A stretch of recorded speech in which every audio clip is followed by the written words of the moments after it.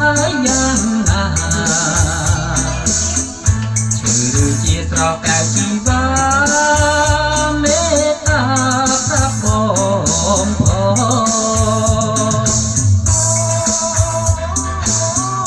នឹងស្រណោកាតែចង់រៀនលេងជាមួយគ្នាក្រោមចាស់គ្រាបងជ្រៀងបងទេស្រីត្រង់ទៅយ៉ាងឲ្យអូនបានសរសេរទំនុកទុំឲ្យបងត្រង់តែស្នងតែរូបបងមួយជីវិតបងភ្លេចមិនបាន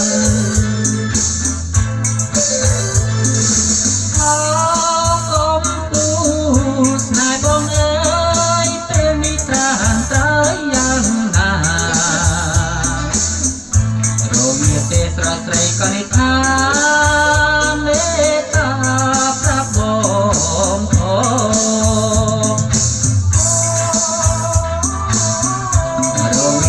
ពេលដែលបងមិននៅក្បែរស្រីតើស្រីថ្លៃចង់បែករីរៃឬមួយយ៉ាងណាបងបារម្ភរាល់ថ្ងៃរលឹកនឹកខ្លាចថាស្រកែវជីវាអូនខ្លោចសានៅក្នុងចិត្តណាអូនអើយ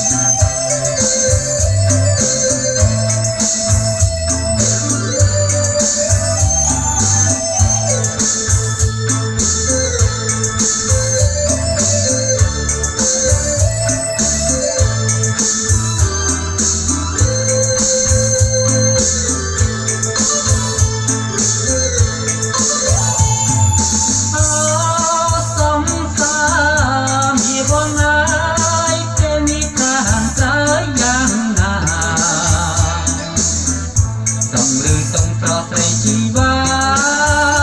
មេត្តាប្រាប់បងត